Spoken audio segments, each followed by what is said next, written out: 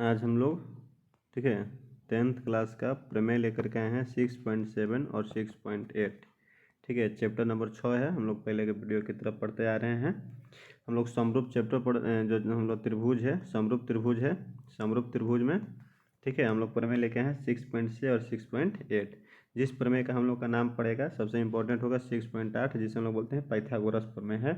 और देखिए पाइथागोरस प्रमेय हम लोग क्या पढ़ेंगे, तो सबसे पहले 6.7 प्रमेय को देख लेते हैं। 6.7 जो प्रमेय है ये हम लोग सिद्ध कर लेंगे 6.8 में। ठीक है, तो देखिए 6.7 क्या है, यदि किसी समकोण त्रिभुज के समकोण वाले शीर्ष से कोण पर लंब डाला जाए, जिसे मान लीजिए कि समकोण त्रिभुज बना दिए, समकोण वाले शीर्ष से सामने वाला पर क्या डाल दिया जाए, लंब डाला जाए, तो दोनों ओर बने त्रिभुज, एक ई त्रिभुज बन रहा है और एक ही त्रिभुज बन रहा है, संपूर्ण त्रिभुज के समरूप होते हैं और परस्पर भी समरूप होते हैं। अर्थात ये हो गया कि ये जो छोटा वाला त्रिभुज बनाइए कि ये त्रिभुज भी बड़ा त्रिभुज के समरूप होगा, ये छोटा वाला त्रिभुज भी बड़े वाले त्रिभुज के समरूप होगा, और ये दोनों छोटा वाला त्रिभुज भी अपने आप में क्या होगा, समरूप होगा।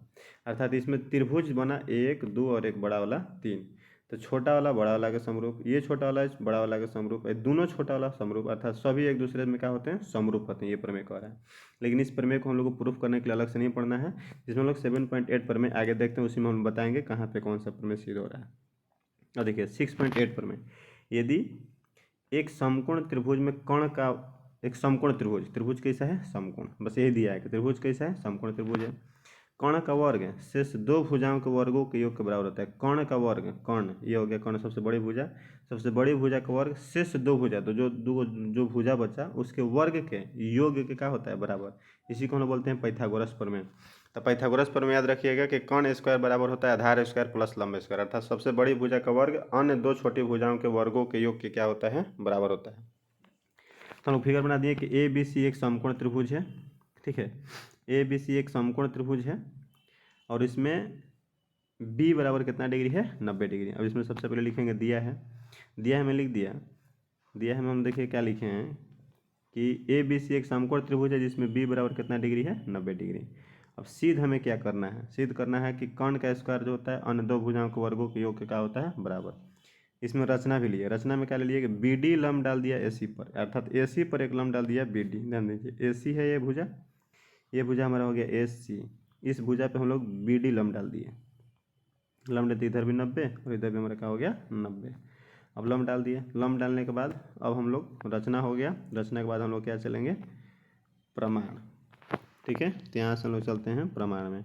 ध्यान से देखिएगा, बहुत ही इंपॉर्टेंट प्रमेय है हमारा, बहुत बार एग्जाम में आता भी है, याद रखिएगा, शायद हो सकता है कि इस बार भी एग्जाम में पूछ दें। तो हम लोग प्रमाण में देखेंगे दो त्रिभुज। ठीक है, एक त्रिभुज लेंगे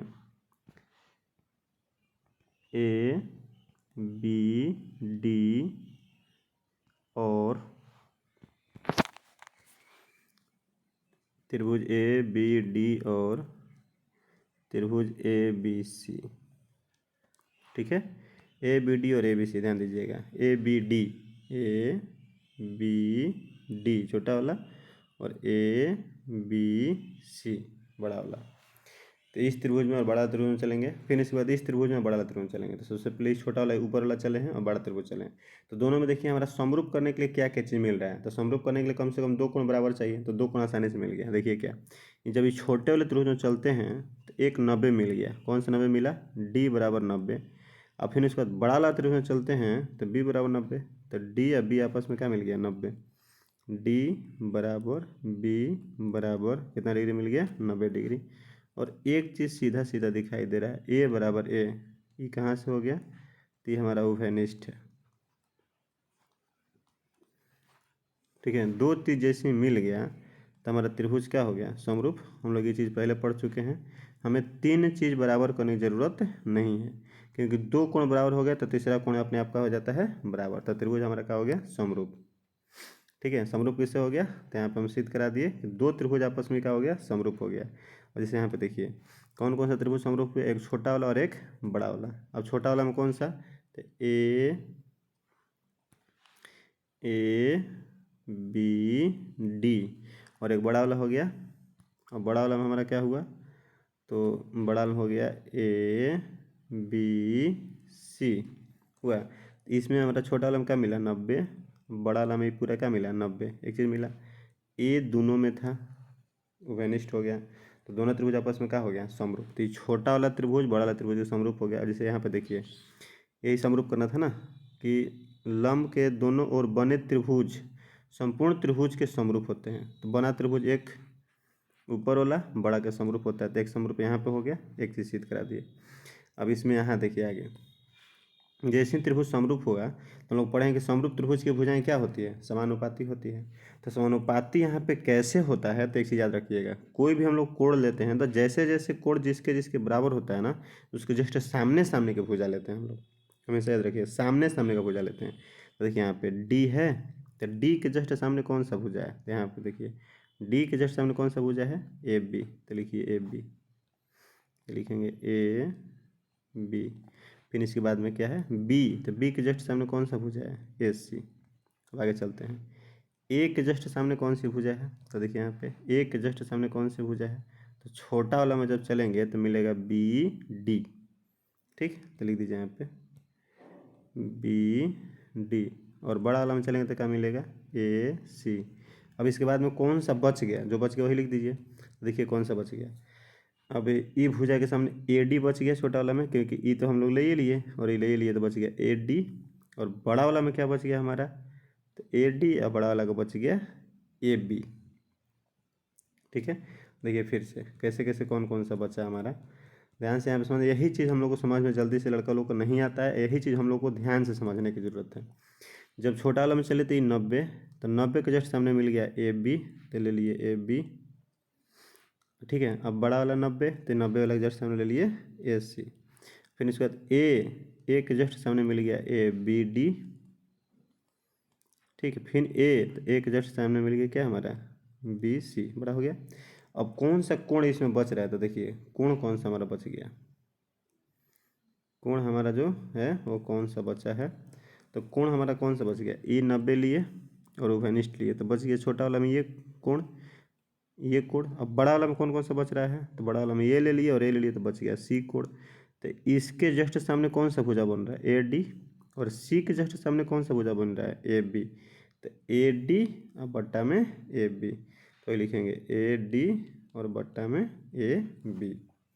ठीक है, ध्यान से समझ लीजिए। फिर से हम यहाँ पे लिखेंगे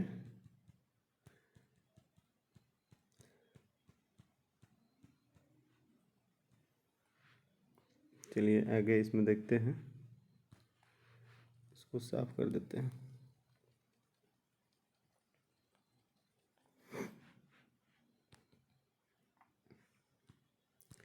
तो यहाँ क्या मिल गया ए डी और बट्टा में ए बी।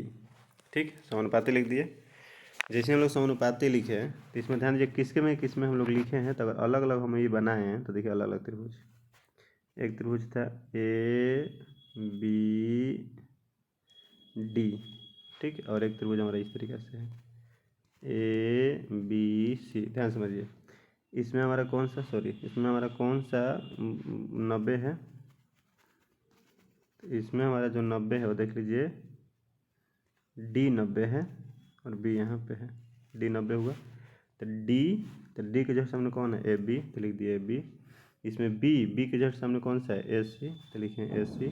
फिर इसके बाद में ए, इसमें ए के जस्ट सामने देखिए कौन सा है बी डी, तो लिख दिए यहाँ पे बी डी।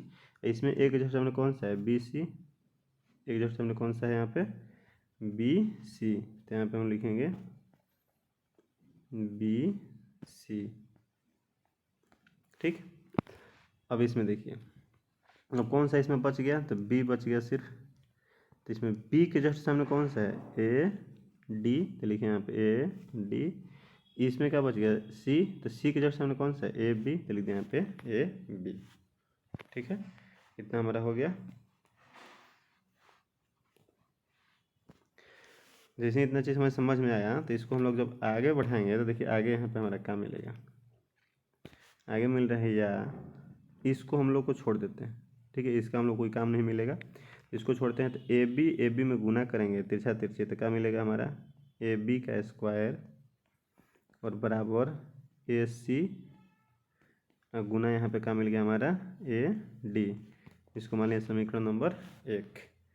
ठीक, अब इसके बाद आगे हम लोग चलते हैं। एक त्रिभुज हमारा मिल रहा है BCD तथा त्रिभुज ABC, अर्थात नीचे वाला हम चलेंगे। देखिए यहाँ पे क्या है, BCD, फिर इसके बाद इसमें बड़ा ABC। देखिए समझ में नहीं आ रहा तो अलग फिगर बनाइए। एक त्रिभुज हमारा क्या है, दो त्रिभुज बनाएंगे। ई त्रिभुज हो गया ABC, और इसमें हमारा क्या है BCD। ठीक है, BCD। तो 90 इसमें देखिए कहाँ पे है, तो इसमें 90 देखिए कहाँ पे, D पर 90 है, और BC ऐसे D पर 90 लेना होगा। ठीक है, तो यहाँ पे D पे क्या ले लिए हम 90, यहाँ पे दे दिए B, और यहाँ पे दे दिए क्या C। ठीक है, अब इसमें देखिए हमारा क्या क्या समरूप होने के लिए है। तो इसमें 90 है D, और इसमें 90 है हमारा B, तो D अभी 90 डिग्री हो गया। एक चीज़ दोनों में क्या मिल रहा है, देखिए तो दोनों में मिल रहा है, इसमें भी मिल रहा है C और इसमें मिल रहा है C। यहाँ से फिगर देखेंगे, देखिए इसमें मिल रहा है D और इसमें मिल रहा है B, 90 90, और C दोनों में क्या हो गया उभयनिष्ठ। जैसे C दोनों में उभयनिष्ठ हुआ तो यहाँ पर लिखेंगे C बराबर C, कहाँ से, तो उभयनिष्ठ है। ठीक है, तो दो चीज़ मिल गया, तो त्रिभुज हमारा क्या हो गया समरूप। समरूप हमारा क्या हुआ BCD समरूप त्रिभुज ABC। एक चीज़ यहाँ से और सिद्ध हो गया, ये कहाँ से, इसमें का, कि जो त्रिभुज होते हैं समरूप होते हैं। ठीक, दो चीज़ यहाँ से हो गया ना, यहाँ से एक चीज़ ये भी लिख सकते हैं, ये हमारा त्रिभुज समरूप हो गया। तो समरूप त्रिभुज की भुजाएं हमारी क्या होती है, समानुपाती। तो समानुपाती कैसे लिखते हैं, तो सामने सामने, तो D के जस्ट सामने देखिए कौन सा है BC, इसमें देखिए B है, तो B के जस्ट सामने कौन सा है AC। अब आगे बराबर C, तो इसमें C के जस्ट सामने कौन सा है, देखिए C के जस्ट सामने क्या है BD, और इसमें C के जस्ट सामने कौन सा है AB, और बराबर बच कौन सा गया B, तो B के जस्ट सामने कौन सा है CD, और इसमें क्या बच गया है A के जस्ट सामने कौन सा है BC। इसको हम लोग क्या कर देते हैं, हटा देते हैं, छोड़ देते हैं, किसकी ज़रूरत नहीं पड़ेगा, क्योंकि सब आपस में बराबर है, तो कोई दो ले सकते हैं ना। जैसे हम लोग इसमें बराबर कर रहे हैं तो हमारे यहाँ पे तिरछा तिरछा गुना होगा, तो BC गुना हो जाए तो हमारा क्या मिलेगा, BC का स्क्वायर बराबर AC गुना में CD। ये हो गया हमारा समीकरण नंबर 2। हम लोग अब यहाँ पे समीकरण 1 और 2 का आपस में जोड़ दिया जाए। जैसे ही समीकरण 1 प्लस समीकरण 2 को जोड़ेंगे, तो देखिए 1 में हमारा क्या है AB स्क्वायर, 2 में क्या है BC स्क्वायर। देखिए यहाँ पे AB स्क्वायर और प्लस में BC स्क्वायर, राइट साइड वाले को राइट साइड में जोड़ेंगे, AC AD, लिखिए यहाँ पे AC AD जोड़ना है। इसमें क्या है AC CD, AC और यहाँ पे हो गया CD। और देखिए यहाँ पे AB स्क्वायर और प्लस में BC स्क्वायर, AC कॉमन निकाल देंगे तो बचेगा यहाँ पे AD और प्लस में बचेगा CD। अब इसके बाद में यहाँ AB square plus BC square बराबर AC, AD और CD जोड़ेंगे तो क्या मिलेगा, देखिए AD और CD, AD और CD जोड़ेंगे तो मिल जाएगा AC। तो यहाँ पे हमारा मिल गया क्या AC। अब देखिए यहाँ पे हमारा क्या मिलता है AB square plus BC square, AC मिलकर हमारा क्या हो गया AC स्क्वायर। तो हमारा यही सिद्ध करना था कि बड़े भुजा का वर्ग और दो छोटे भुजाओं का वर्ग क्या होता है बराबर, अर्थात AC स्क्वायर बराबर AB square plus BC square. तो यहाँ पर देखिए आ गया जो सिद्ध करना था। सिद्ध क्या करना था, AC स्क्वायर बराबर AB स्क्वायर प्लस में BC स्क्वायर। बहुत ही आसान तरीके से सिद्ध करा दिए, समझ में आ जाना चाहिए। छोटा वाला त्रिभुज बड़ा त्रिभुज को समरूप किए, यहाँ भी जो किए छोटा वाला त्रिभुज बड़ा त्रिभुज को समरूप किए। समरूप करने के लिए हम लोग दोनों में ले लेंगे, एक चीज़ 90 90, एक चीज़ उभयनिष्ठ मिल गया। और समरूप त्रिभुज की भुजाएं जो होती है क्या होती है समानुपाती। समानुपाती कैसे कैसे लेना होगा, तो सामने के कोण लेंगे हमेशा, जो जो कोण बराबर हुआ है वही वही सामने सामने का कोण भुजा लेंगे और उस अनुपात में लिख देंगे। जैसे लिखेंगे तो तीसरा तीसरी गुना करके हो जाएगा हमारा प्रमेय प्रूफ हो गया।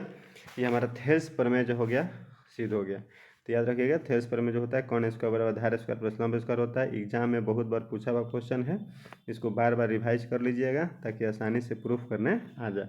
अगर जहाँ पे दिक्कत होगा तो कमेंट कीजिएगा, कमेंट में फिर उसके बाद हम देख करके उसके बाद फिर से वहाँ पे समझाने का प्रयास करेंगे, फिर से बेहतरीन तरीक़े से समझा देंगे। ऐसे उम्मीद है कि समझ में आ गया होगा। अगर एक बार में समझ में नहीं आएगा तो 2 बार थोड़ा वीडियो को 3 बार देख लीजिएगा। उम्मीद है करते हैं कि समझ में आ जाएगा। ठीक है, ओके।